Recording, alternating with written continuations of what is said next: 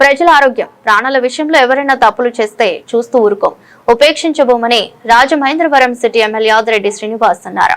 రాజమహేంద్రవరం జిల్లా ప్రభుత్వ ఆసుపత్రిని కూటమి నాయకులతో కలిసి ఎమ్మెల్యే ఆదిరెడ్డి శ్రీనివాస్ పరిశీలించారు.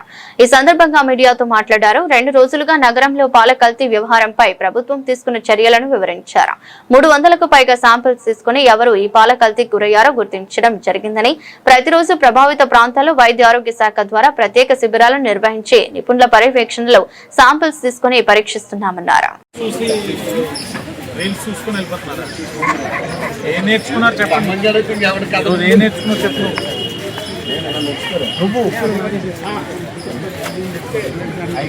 వచ్చిందా ఏం ఐడెంటిఫికేషన్ అంతా చేయగలుగుతున్నావా?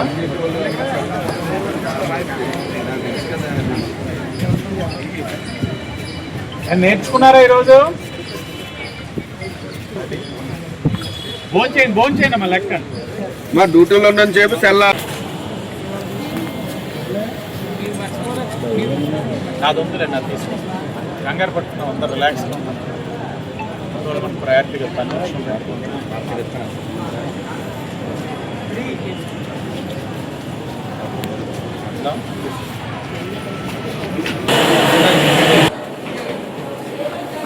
ఎదగొచ్చు ఎదగొచ్చు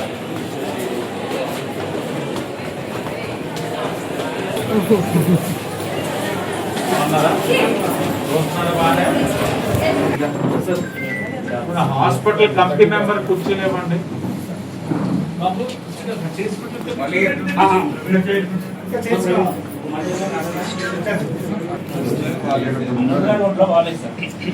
ఉమాదేవి గారు ఆవిడ వచ్చారు. చాలా తీవ్రమైన అసంతృప్తితో ఉంది కూటమి ఇక్కడ ఈ వ్యవహారాలు. Not at all happy. Srikakulam చెప్తున్నాను కదా, శ్రీకాకుళం నుంచి వచ్చాను తెలుసా రామారావు బట్టి.